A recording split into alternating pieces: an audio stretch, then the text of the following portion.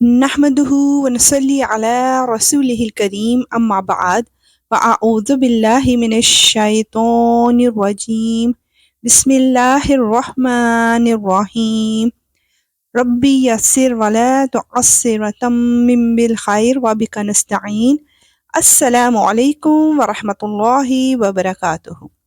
تو آئیے جانتے ہیں کہ آج اللہ سبحانہ و تعالیٰ ہمیں قرآن کے ذریعے کس حقیقت سے آگاہ کر رہا ہے۔ سورہ صفات کی آیت 50 to 57 میں اہل جنت کے درمیان ہونے والی بات چیت کا ذکر کیا جا رہا ہے۔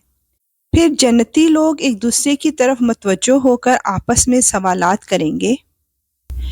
ان میں سے ایک کہنے والا کہے گا کہ میرا ایک ساتھی تھا جو مجھ سے کہا کرتا تھا کہ کیا تم واقعی ان لوگوں میں سے ہو جو آخرت کی زندگی کو سچ مانتے ہیں؟ کیا جب ہم مر جائیں گے اور مٹی اور ہڈیوں میں تبدیل ہو جائیں گے تو کیا واقعی ہمیں اپنے کاموں کا بدلہ دیا جائے گا؟ وہ جنتی دوسرے جنتیوں سے کہے گا کہ کیا تم میرے اس ساتھی کو جھانک کر دیکھنا چاہتے ہو؟ پھر وہ خود دوزخ میں جھانک کر دیکھے گا تو وہ اسے دوزخ کے بیچوں بیچ نظر آئے گا۔ وہ جنتی اس سے کہے گا کہ اللہ کی قسم تم تو مجھے بالکل ہی برباد کرنے لگے تھے، اور اگر میرے پروردگار کا فضل شامل حال نہ ہوتا تو اور لوگوں کے ساتھ مجھے بھی دھر لیا جاتا۔ یا اللہ تو ہمیں اپنے نیک لوگوں میں شامل فرمانا۔ آیت 58 to 61 میں جانیں گے کہ مقابلے کا اصل میدان کیا ہے۔ پھر وہ خوشی کے عالم میں اپنے جنتی ساتھیوں سے کہے گا، اچھا تو کیا اب ہمیں موت نہیں آئے گی سوائے اس موت کے جو ہمیں پہلے آ چکی، اور ہمیں عذاب بھی نہیں ہوگا؟ حقیقت یہ ہے کہ زبردست کامیابی یہی ہے۔ اسی جیسی کامیابی کے لیے عمل کرنے والوں کو عمل کرنا چاہیے۔ سبحان اللہ۔ آیت 62 to 68 میں جہنمیوں کے برے حال کا منظر پیش کیا جا رہا ہے۔ بھلا یہ مہمانی اچھی ہے یا زقوم کا درخت؟ ہم نے اس درخت کو ان ظالموں کے لیے ایک آزمائش بنا دیا ہے۔ دراصل وہ درخت ہی ایسا ہے جو دوزخ کی تہ سے نکلتا ہے۔ اس کا خوشہ ایسا ہے جیسے شیطانوں کے سر۔ چنانچہ دوزخی لوگ اسی میں سے خوراک حاصل کریں گے اور اسی سے پیٹ بھریں گے۔ پھر انہیں اس کے اوپر کھولتے ہوئے پانی کا امیزہ ملے گا۔ پھر وہ لوٹیں گے تو اسی دوزخ کی طرف لوٹیں گے۔ اللہم اجرنی من النار۔ آیت 69 to 74 میں جہنم میں جانے کا سبب جانیں گے۔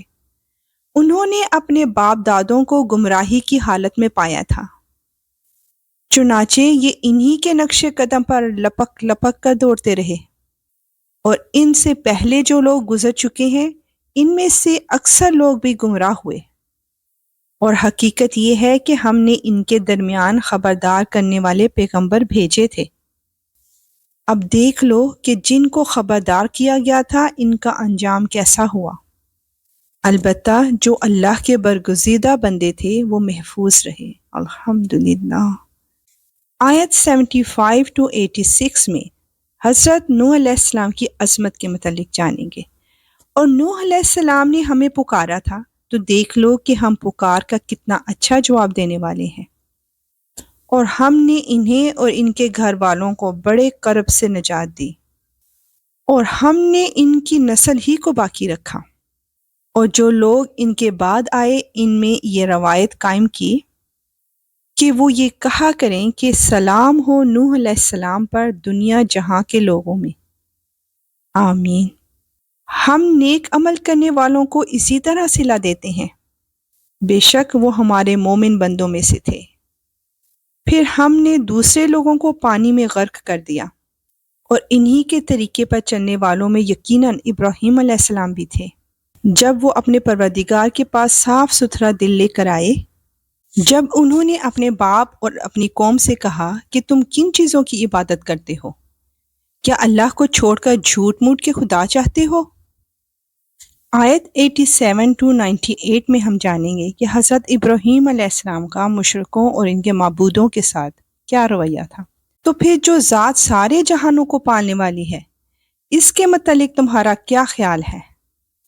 اس کے کچھ عرصے بعد انہوں نے ستاروں کی طرف ایک نگاہ ڈال کر دیکھا اور کہا کہ میری طبیعت خراب ہے۔ چنانچہ وہ لوگ پیٹھ موڑ کر ان کے پاس سے چلے گئے۔ اس کے بعد یہ ان کے بنائے ہوئے معبودوں یعنی بتوں میں جا گھسے اور ان سے کہا کیا تم کھاتے نہیں ہو؟ تمہیں کیا ہو گیا کہ تم بولتے نہیں؟ پھر وہ پوری قوت سے مارتے ہوئے ان بتوں پر پل پڑے۔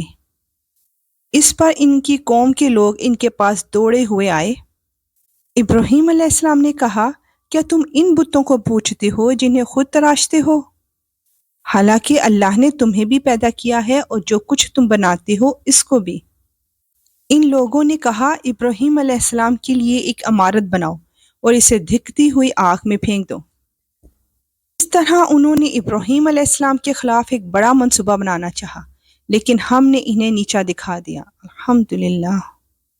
آیت 99 to 102 میں بتایا جا رہا ہے کہ حضرت اسماعیل علیہ السلام کتنے فرما بردار بیٹے تھے، اور ابراہیم علیہ السلام نے کہا میں اپنے رب کے پاس جا رہا ہوں، وہی میری رہنمائی فرمائے گا۔ میرے پروردگار مجھے ایک ایسا بیٹا دے دے جو نیک لوگوں میں سے ہو۔ چنانچہ ہم نے انہیں ایک بردبار بیٹے کی خوشخبری دی۔ پھر جب وہ لڑکا ابراہیم علیہ السلام کے ساتھ چلنے پھرنے کے قابل ہو گیا تو انہوں نے کہا بیٹے میں خواب میں دیکھتا ہوں کہ تمہیں ذبح کر رہا ہوں، اب سوچ کر بتاؤ تمہاری کیا رائے ہے؟ بیٹے نے کہا ابا جان آپ وہی کیجئے جس کا آپ کو حکم دیا جا رہا ہے، انشاءاللہ آپ مجھے صبر کرنے والوں میں سے پائیں گے۔ سبحان اللہ۔ آیت 103 to 111 میں تاریخ انسانی کی عظیم ترین قربانی کو بیان کیا جا رہا ہے۔ چنانچہ وہ عجیب منظر تھا جب دونوں نے سر جھکا دیا اور باپ نے بیٹے کو پیشانی کے بل گرایا، اور ہم نے انہیں آواز دی کہ اے ابراہیم علیہ السلام تم نے خواب کو سچ کر دکھایا، یقیناً ہم نیکی کرنے والوں کو اسی طرح صلہ دیتے ہیں۔ یقیناً یہ ایک کھلا ہوا امتحان تھا، اور ہم نے ایک عظیم ذبیحے کا فدیہ دے کر اس بچے کو بچا لیا۔ اور جو لوگ ان کے بعد آئے ان میں سے یہ روایت قائم کی کہ وہ یہ کہا کریں کہ سلام ہو ابراہیم علیہ السلام پر، آمین۔ ہم نیکی کرنے والوں کو اسی طرح صلہ دیتے ہیں، یقیناً وہ ہمارے مومن بندوں میں سے تھے۔ بے شک یا رب العالمین تو ہمیں بھی اپنے ان نیک لوگوں میں شامل فرما لے جن کو تو انعامات سے نوازتا ہے، آمین۔ انشاءاللہ ملیں گے نیکسٹ آیات کے ساتھ۔ اب اجازت، وآخر دعوانا ان الحمدللہ رب العالمین۔ سبحانک اللہم وبحمدک، اشہد ان لا الہ الا انت، استغفرک واتوب الیک۔ السلام علیکم ورحمۃ اللہ وبرکاتہ۔